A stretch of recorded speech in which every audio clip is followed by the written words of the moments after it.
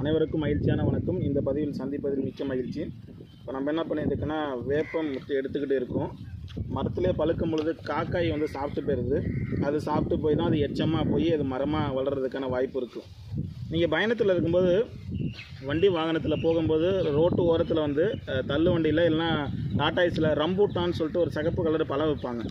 அந்த பழம் வந்து கிலோ 300 கொடுத்து வாங்கி சாப்பிடக்கூடிய நபர்கள் இருக்காங்க. அதை விட சுவையான ஒரு பொருள் எதுன்னு பார்த்தீங்கன்னா இந்த வேப்பம் பழம் தான். அதே மாதிரியான ஃபீல், அது சிகப்பு கலரில் இருக்கும். அதை தோலை உரிச்சிட்டோம்னா ஜெல்லி மாதிரி இருக்கும். அதே மாதிரி இது மஞ்சள் கலராக இருக்கும், சாஃப்டாக இருக்கும் தோல். இதை சாப்பிட்டோம் அப்படின்னா அதே ஃபீலில் தான் இருக்கும்.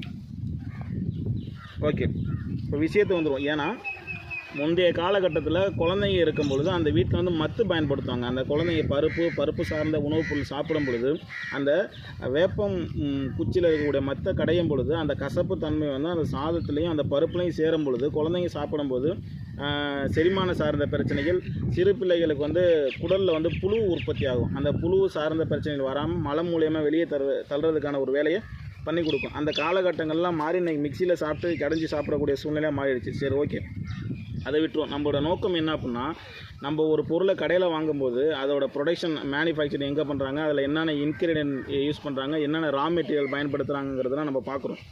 அதே மாதிரி நம்ம சாப்பிடக்கூடிய உணவுப் பொருட்கள், அதாவது இயற்கை விவசாயம் சொல்கிறாங்க, ரசாயன உரங்கள் பயன்படுத்தி இன்றைக்கி விவசாயம் பண்ணக்கூடிய நபர்கள் மத்தியில் இன்றைக்கி இயற்கையாக பண்ணி சாப்பிடக்கூடிய நபர்கள் எண்ணிக்கை குறைவு இருந்தாலும் காலப்போக்கில் ரசாயன உரங்களோட தட்டுப்பாடு அதிகமாகிறதுனால மீண்டும் இயற்கை விவசாயத்துக்கு வந்து தான் ஆகணுங்கிறதுக்கான சூழ்நிலை இந்த பிரபஞ்சம் நம்மளுக்கு கொடுக்குது. ரொம்ப நன்றி சொல்லணும்.